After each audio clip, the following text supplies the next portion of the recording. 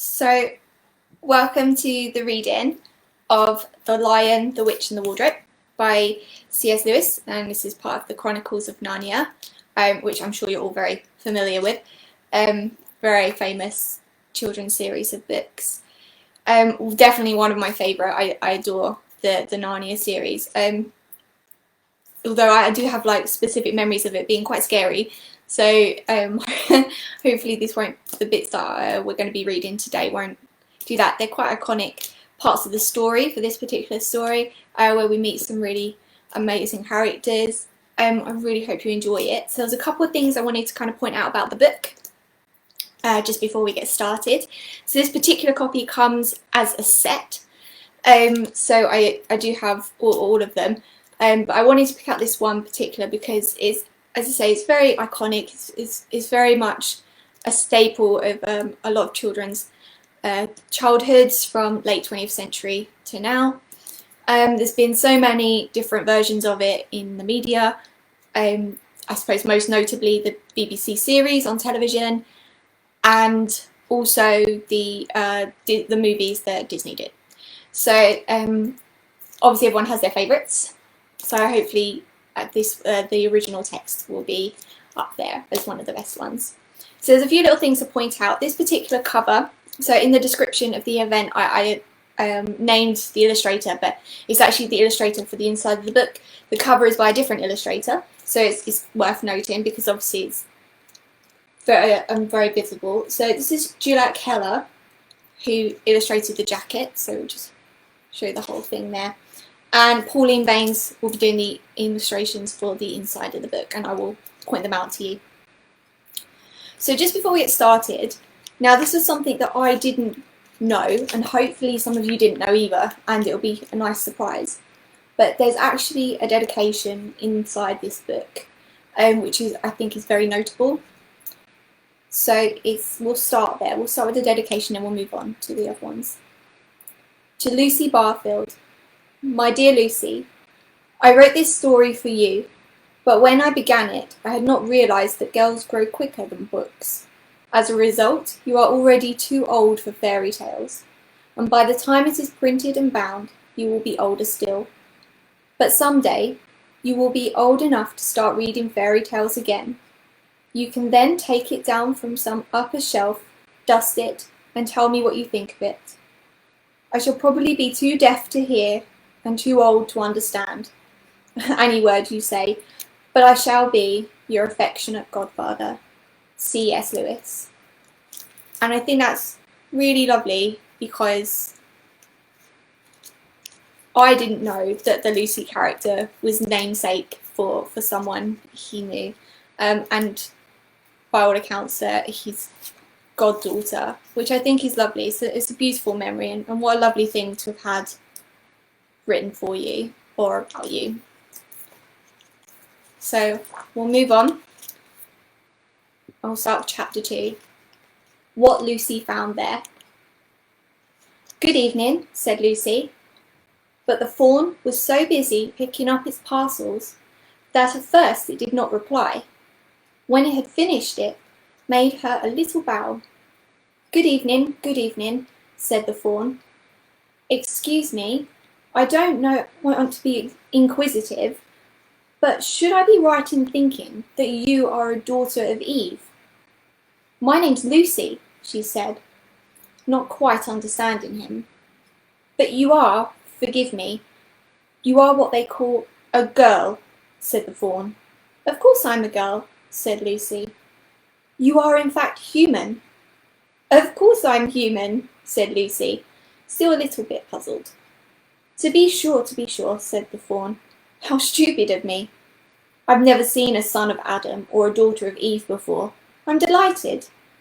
That is to say, and then it stopped, as if it had been going to say something it had not intended, but had remembered in time. Delighted, it went on. Allow me to introduce myself. My name is Tumnus. I'm very pleased to meet you, Mr. Tumnus, said Lucy. And may I ask, O Lucy, daughter of Eve, said Mr. Tumnus, how have you come into Narnia? Narnia? What's that? Said Lucy. "This is the land of Narnia," said the fawn. "Where we are now, all that lies between the lampposts and the great castle of Cair Paravel on the eastern sea. And you have come from the wild woods of the west."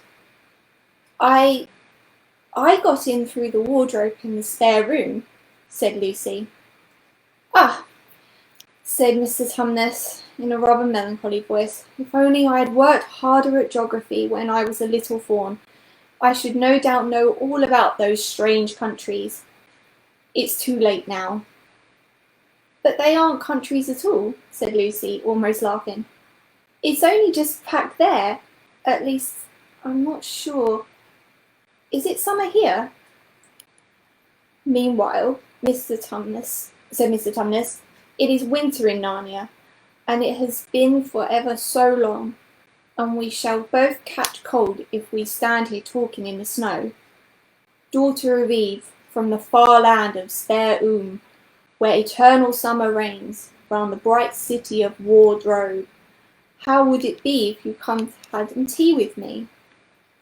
"Thank you very much, Mr. Tumnus," said Lucy, "but I was wondering whether I ought to be getting back."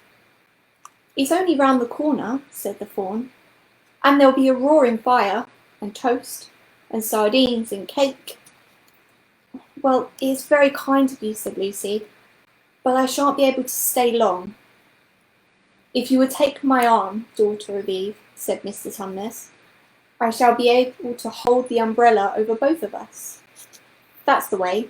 Now off we go." And so Lucy found herself walking through the wood arm in arm with this strange creature, as if they had known each other all their lives.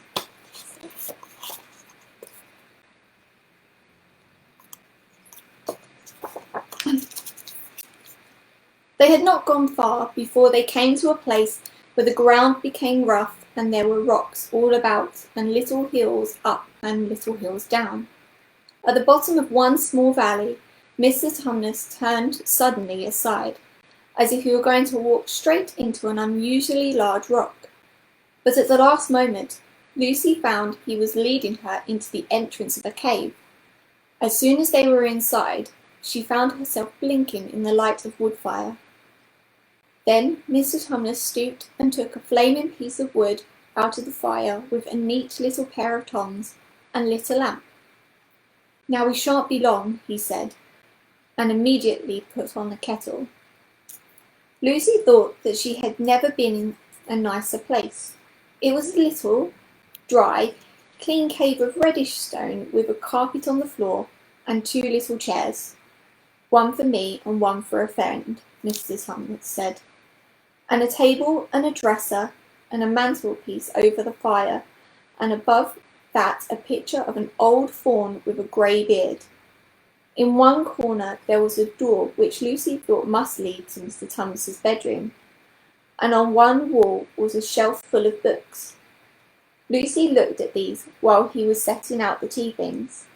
They had titles like "The Life and Letters of Silenus," or "Nymphs and Their Ways," or "Men, Monks and Gamekeepers, a Study in Popular Legend," or "Is Man a Myth?" "Now, Daughter of Eve," said the fawn, and really it was a wonderful tea.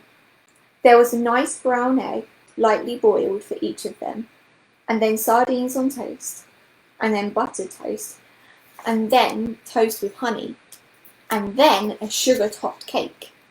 And when Lucy was tired of eating, the fawn began to talk. He had wonderful tales to tell of life in the forest. He told about the midnight dances, and how the nymphs who lived in the wells and the dryads who lived in the trees came out to dance with the fawns, about long hunting parties after the milk-white stag who could give you wishes if you caught him, about feasting and treasure-seeking, and the wild red dwarfs in deep mines and caverns far beneath the forest floor, and then about summer, when the woods were green and old Silenus on his fat donkey would come out to visit them, and sometimes Bacchus himself, and the streams would run with wine instead of water, and the whole forest will give itself up to jollification for weeks on end. Not that it isn't always winter now, he said gloomily. Then, to cheer himself up, he took out from its case on the dresser a strange little flute that looked as if it were made of straw, and began to play. And the tune he played made Lucy want to cry and laugh and dance and go to sleep all at the same time. It must have been hours later when she shook herself and said, "Oh, Mr. Tumnus, I'm so sorry to stop you, and I do love that tune, but really I must go home. I only meant to stay for a few minutes." "It's no good now, you know," said the fawn, laying down its flute and shaking its head at her with very sorrowfully. "No good," said Lucy, jumping up and feeling rather frightened. "What do you mean? I've got to go home at once. The others will be wondering what happened to me." But a moment later she asked, "Mr. Tumnus, whatever is the matter?" For the fawn's brown eyes had filled with tears, and then the tears began trickling down its cheeks, and soon they were running off the end of its nose, and at last covered its face with its hands and began to hail. Got some nice pictures there.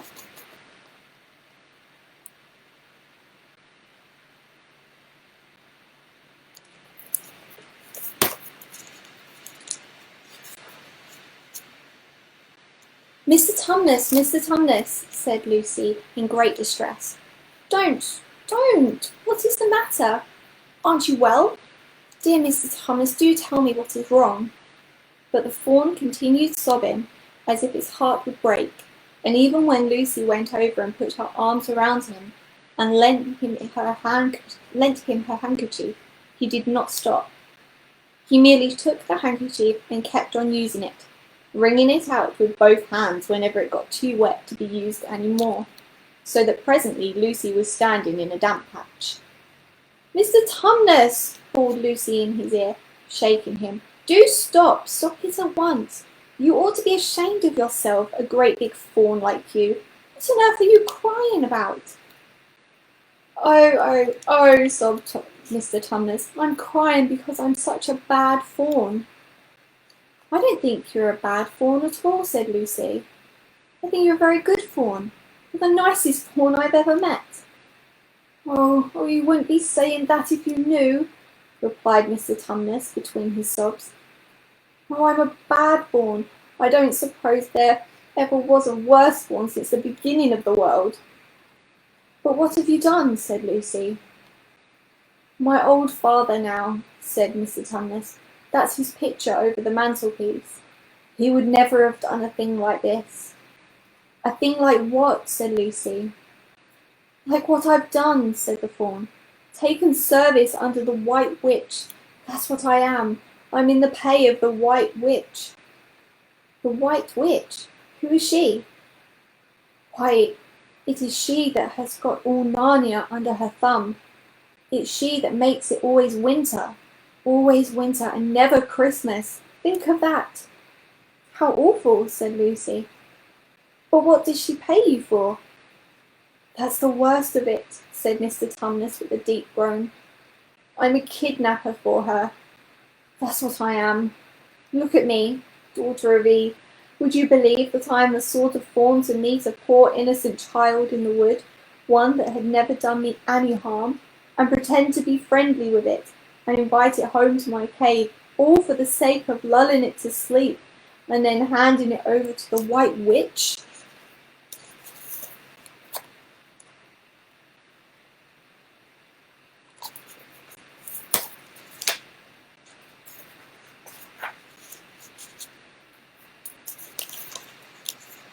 "No," said Lucy, "I'm sure you wouldn't do anything of the sort." "But I have," said the fawn. "Well," said Lucy rather slowly, for she wanted to be truthful and yet not be too hard on him. "Well, that was pretty bad. But you're so sorry for it that I'm sure you will never do it again." "Daughter of Eve, don't you understand?" said the fawn. "It isn't something I have done. I'm doing it right now, this is the very moment." What do you mean? Cried Lucy, turning white. You are the child, said Tumnus. I had orders from the White Witch that if I ever saw a son of Adam or a daughter of Eve in the wood, I was to catch them and hand them over to her, and you are the first I ever met. And I've pretended to be your friend and asked you to tea, and all the time I've been meaning to wait till you were asleep, and then go and tell her. Oh, but you won't, Mr. Tumnus, said Lucy. You won't, will you? Indeed, you really mustn't. And if I don't, he said, beginning to cry again, she's sure to find out, and she'll have my tail cut off, and my horns sawn off, and my beard plucked out, and she'll wave her wand over my beautiful cloven hooves, and turn them into horrid, solid hooves, like a wretched horse's.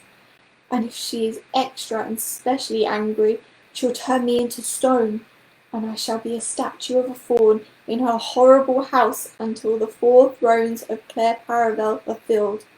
And goodness knows when that will happen, or whether it will ever happen at all.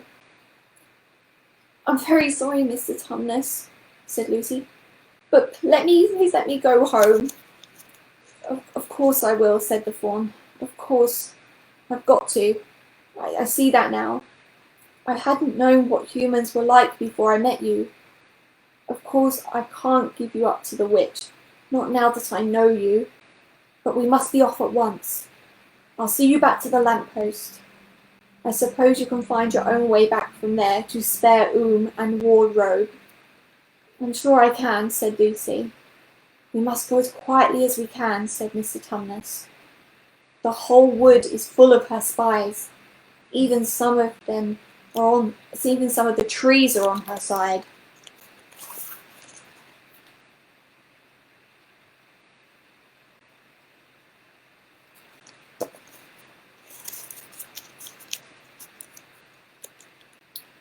They both got up and left the tea things on the table, and Mr. Tumnus once more put his umbrella up and gave Lucy his arm, and they went out into the snow.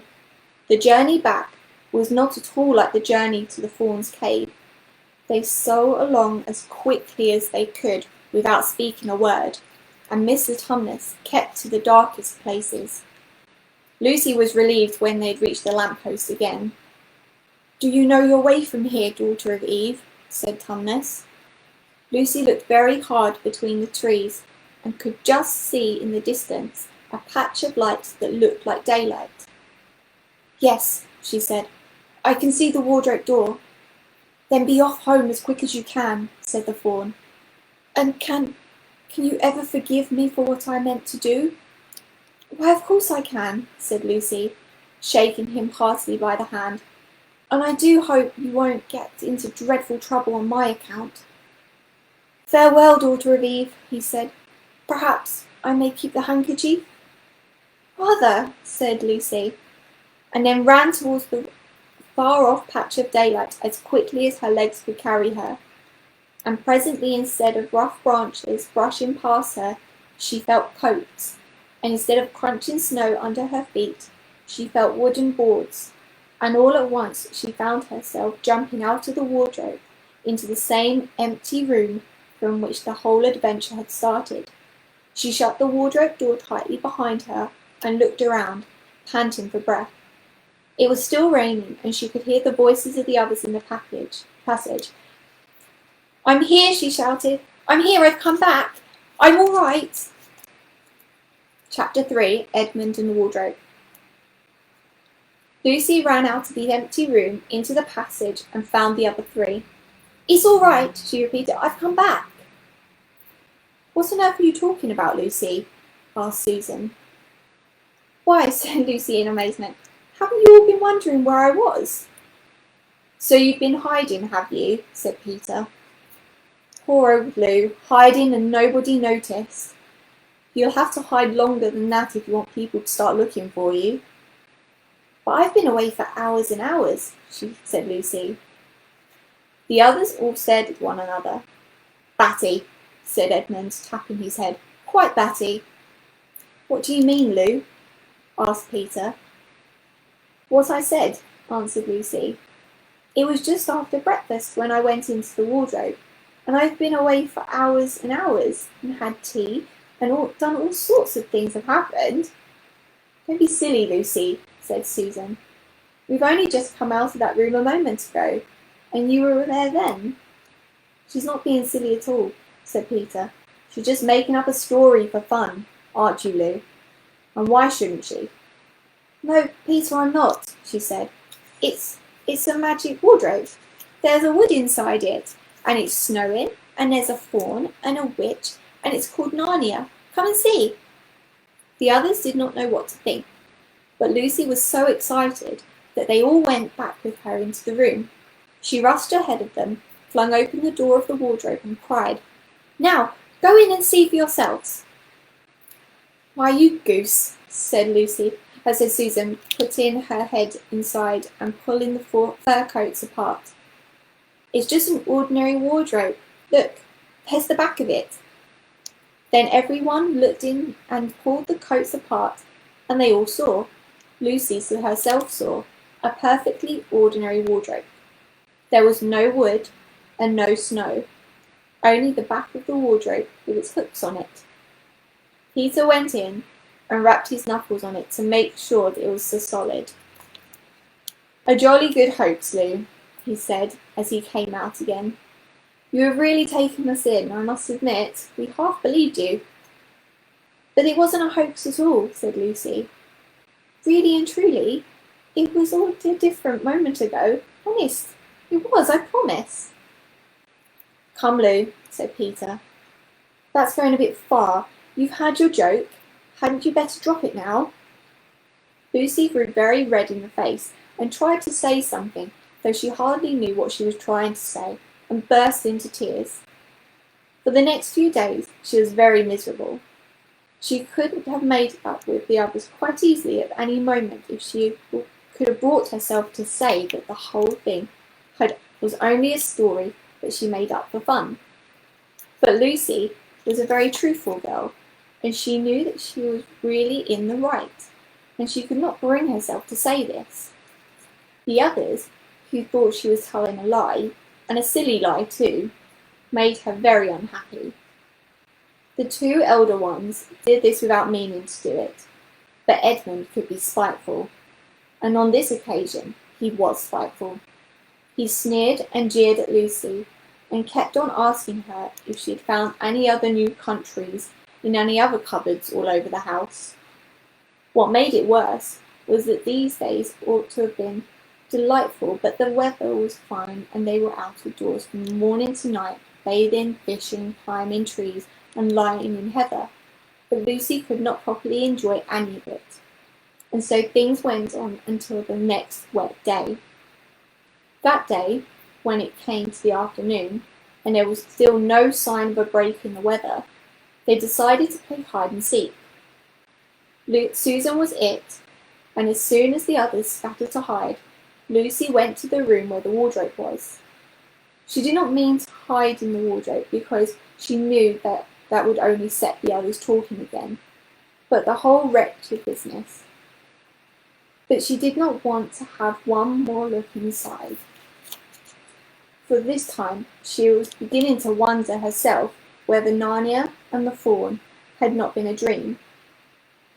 The house was so large and complicated, and full of hiding places, that she thought she would have time to have one look in the wardrobe and then hide somewhere else. But as soon as she reached it, she heard steps in the passage outside, and then there was nothing for it but to jump in the wardrobe and hold the door closed behind her. She did not shut it properly because she knew that it was very silly to shut oneself into a wardrobe, even if it is not a magic one.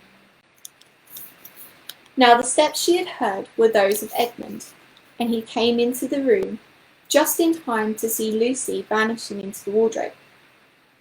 He at once decided to get it into it himself, not because he thought of it a particularly good place to hide, but because he wanted to go on teasing her about her imaginary country. He opened the door. There were coats hanging up as usual, and a smell of mothballs and darkness and silence, and no sign of Lucy. "She thinks I'm Susan come to catch her," said Edmund to himself, "and so she's keeping very quiet in the back." He jumped in and shut the door, forgetting what a very foolish thing this is to do. Then he began feeling about for Lucy in the dark. He had expected to find her in a few seconds and was very surprised when he did not. He decided to open the door again and let in some light. But he could not find the door either. He didn't like this at all and began groping wildly in every direction. He even shouted out, "Lucy! Lou! Where are you? I know you're here!" There was no answer, and Edmund noticed that his own voice had a curious sound. Not the sound you expect in a cupboard, but a kind of open-air sound. He also noticed that it was unexpectedly cold, and then he saw a light. "Thank goodness," said Edmund. "The door must have swung open of its own accord." He forgot all about Lucy and went towards the light, which he thought was an open door of the wardrobe. But instead of finding himself stepping out into the spare room, he found himself stepping out from the shadow of some thick, dark fir trees into an open place in the middle of the wood.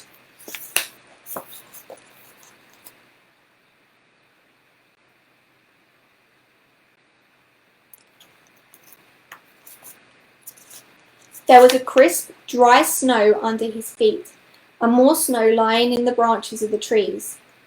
Overhead there was a pale blue sky, the sort of sky one sees on a fine winter morning.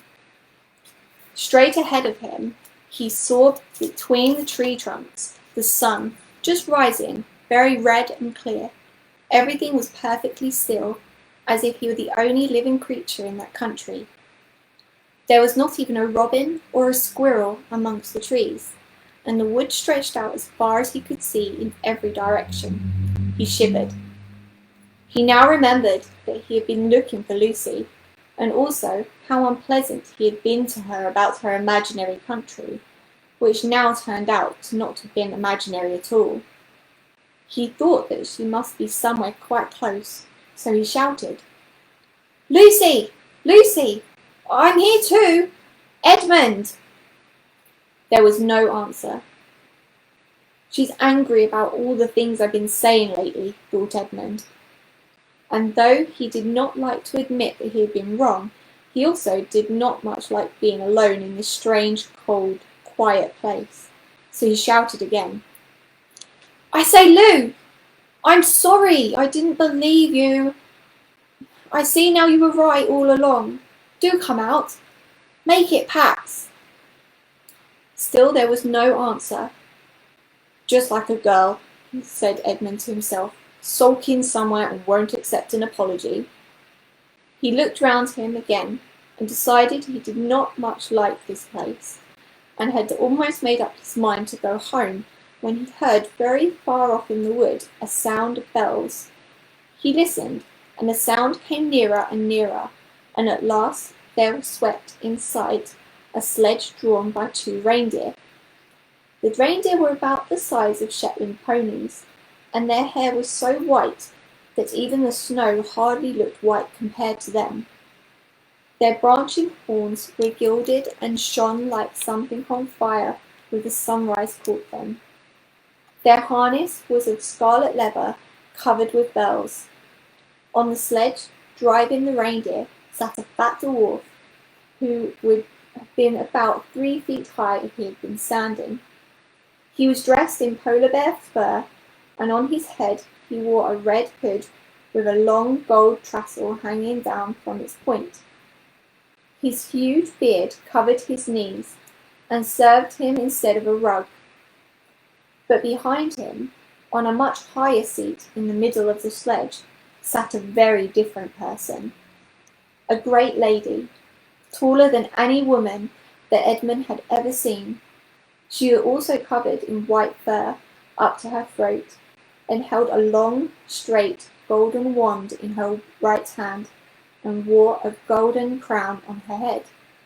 Her face was white, not merely pale, but white, like snow or paper or icing sugar, except for her very red mouth. It was a beautiful face in other respects, but proud and cold and stern. The sledge was a fine sight as it came sweeping in towards Edmund, with the bells jingling and the dwarf cracking its whip, and the snow flying up on each side of it. "Stop," said the lady, and the dwarf pulled the reindeer up so sharply that they almost sat down. Then they recovered themselves and stood chomping their bits and blowing. In the frosty air, the breath came out of their nostrils and looked like smoke. "And what, pray, are you?" said the lady, looking at Edmund. My name's Edmund," said Edmund rather awkwardly. He did not like the way he was being looked at. The lady frowned. "Is that how you address a queen?" she asked, looking sterner than ever. "I beg your pardon, Your Majesty. I didn't know," said Edmund. "Not know the Queen of Narnia?" she cried. "You shall know us far better hereafter. But I repeat, what are you?" "Please, Your Majesty," said Edmund, "I don't know what you mean. I'm at school, at least I was. It's the holidays now."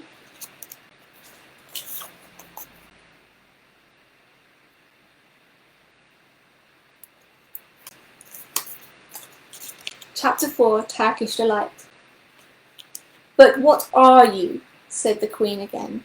"Are you a great overgrown dwarf that's had it cut off his beard?"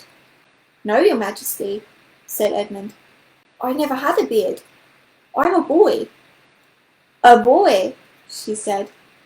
"Do you mean you are a son of Adam?" Edmund stood still, saying nothing. He was too confused by this time to understand what the question meant. "I see you are an idiot, whatever else you may be," said the Queen. "Answer me, once and for all, or I shall lose my patience. Are you human?"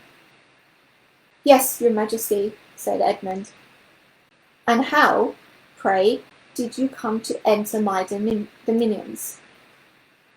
"Please, Your Majesty, I came through a wardrobe." "A wardrobe? What do you mean?" I opened a door and just found myself here, Your Majesty," said Edmund. "Huh," said the Queen, speaking more to herself than to him. A door from the world of men. I have heard of such things. This may wreck all, but he is only one, and he is easily dealt with." As she spoke these words, she rose from her seat and looked Edmund full in the face, her eyes flaming. At the same moment she raised her wand. Edmund felt sure that she was going to do something dreadful, but he seemed unable to move. Then, just as he gave himself up for lost, she appeared to change her mind. "My poor child," she said in a quite different voice. "How cold you look! Come and sit with me here on the sledge, and I will put my mantle around you, and we will talk." Edmund did not like this arrangement at all, but he dared not disobey. He stepped onto the sledge and sat at her feet, and she put a fold of her fur mantle around him and tucked it in well. "Perhaps something hot to drink?" said the Queen. "Should you like that?" "Yes, please, Your Majesty," said Edmund, whose teeth were chattering. The Queen took from somewhere amongst her wrappings a very small bottle, which looked as if it were made of copper. Then, holding out her arm, she let one drop from it fall onto the snow beside the sledge. Edmund saw the drop for a second in mid-air, shining like a diamond. But the moment it touched the snow, there was a hissing sound, and there stood a jewelled cup full of something that steamed. The dwarf immediately took this and handed it to Edmund, with a bow and smile. Not a very nice smile. Edmund felt much better as he began to sip the hot drink. It was something he had never tasted before, very sweet and foamy and creamy, and it warmed him right down to his toes. "It is dull, son of Adam, to drink without eating," said the Queen presently. "What would you like best to eat?" "Turkish delight, please, your Majesty," said Edmund. The Queen let out another dropful from her bottle and onto the snow, and instantly there appeared a round box tied with a green silk ribbon, which, when opened, turned out to contain several pounds of the best Turkish delight. Each piece was sweet and light to the very centre, and Edmund had never tasted anything more delicious. He was quite warm now and very comfortable.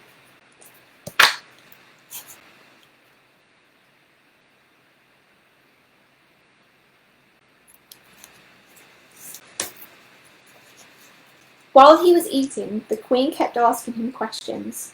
At first Edmund tried to remember that it was rude to speak with one's mouth full, but soon he forgot about this and thought only of trying to shovel down as much Turkish delight as he could. And the more he ate, the more he wanted to eat. And he never asked himself why the Queen should be so inquisitive.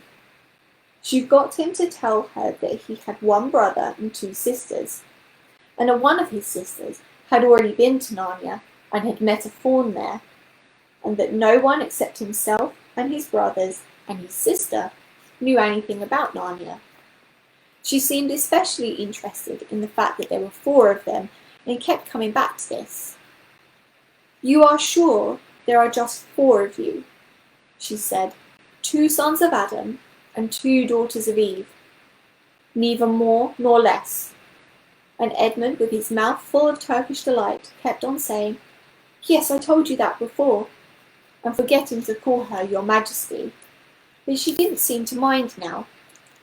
At last the Turkish delight was all finished, and Edmund was looking very hard at an empty box, and wishing that she would ask him whether he would like some more.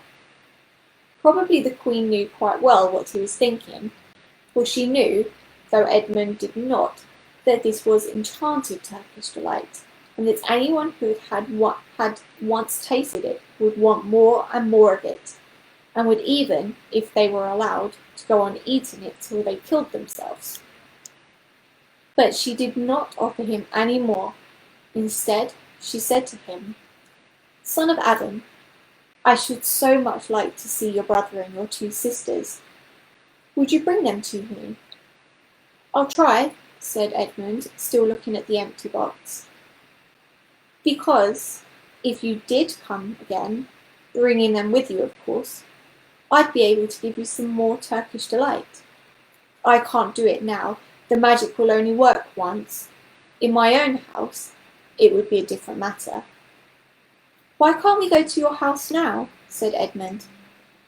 When he had first got on the sledge, he'd been afraid that she might drive away with him to some unknown place from which he would not be able to get back, but he had forgotten about that fear now. "It's a lovely place, my house," said the Queen. "I am sure you would like it. There are whole rooms full of Turkish delight, and what's more, I have no children of my own. I want a nice boy whom I could bring up as a prince, and who would be king of Narnia when I am gone. While he was a prince, he would never wear a gold crown and eat Turkish delight all day long. And you are very much the cleverest and handsomest young man I have ever met. I think I would like to make you the prince some day, when you bring the others to visit me." "Why not now?" said Edmund. His face had become very red, and his mouth and fingers were sticky. He did not look either clever or handsome, whatever the Queen might say. "Oh, but if I took you there now," she said, "I shouldn't see your brother and your sisters. I very much want to know your charming relations. You are to be the prince, and later on the king. That is understood. But you must have courtiers and nobles. I will make your brother a duke, and your sisters duchesses." "There's nothing special about them," said Edmund. "And anyway, I could always bring them some other time." "Ah, but once you're in my house," said the Queen, "you might forget all about them. You would be enjoying yourself so much that you wouldn't want the bother of going to fetch them. No, you must go back to your own country now and come to me another day with them. You understand?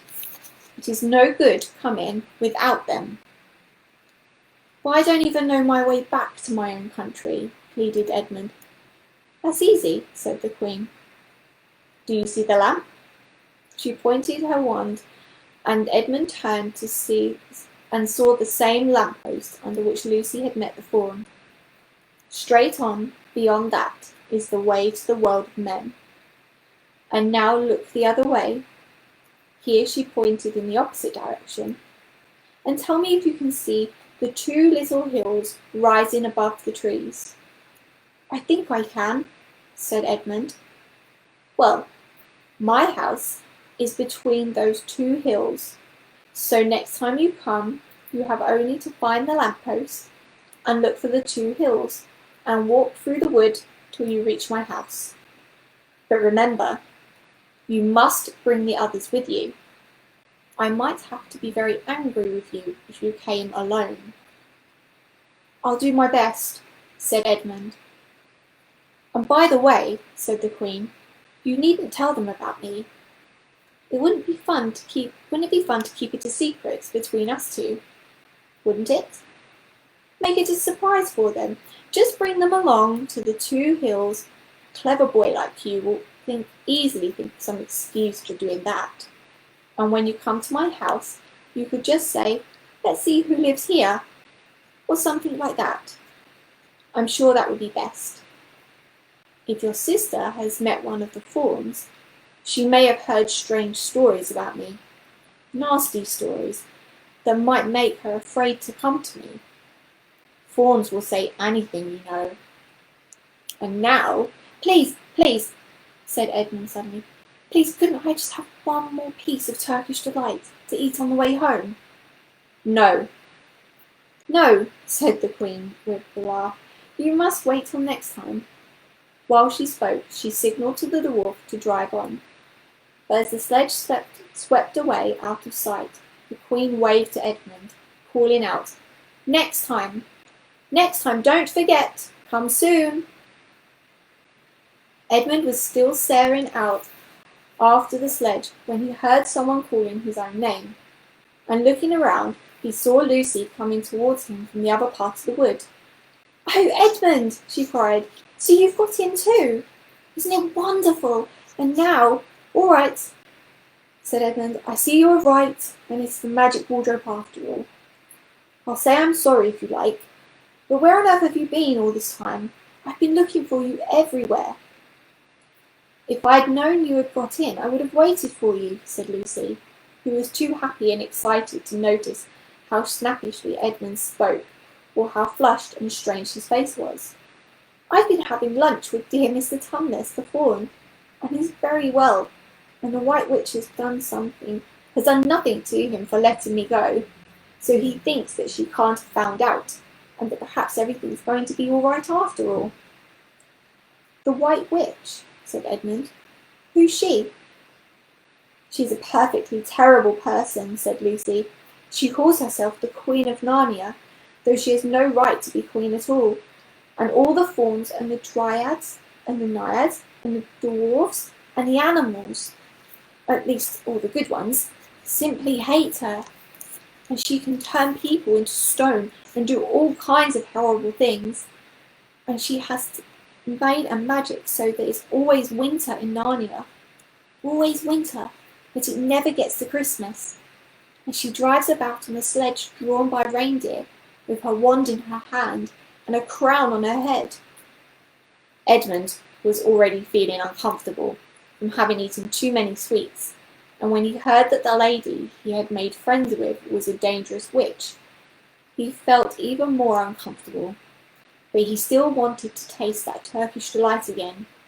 More than anything, he wanted anything else. "Who told you all that stuff about the White Witch?" he said. "Mr. Tumnus." "The fawn?" said Lucy. "You can't always believe what fawns say," said Edmund, trying to sound as if he knew far more about them than Lucy. "Who said so?" asked Lucy. Everybody knows it, said Edmund. Ask anyone you like. But it's pretty poor sport standing here in the snow. Let's go home. Yes, let's, said Lucy. Oh, Edmund, I am glad you got in too. The others will have to believe in Narnia now that both of us have been there. What fun it will be. But Edmund secretly thought that it would not be as good fun for him as for her. He would have to admit that Lucy had been right for all the others, and he felt sure the others would all be on the side of the fawns and the animals, but he was already more than half on the side of the witch. He did not know what he would say, or how he would keep his secret once they were all talking about Narnia. By this time, they had walked a good long way, then suddenly they felt coats around them again instead of branches, and next moment they were both standing outside the wardrobe in the empty room.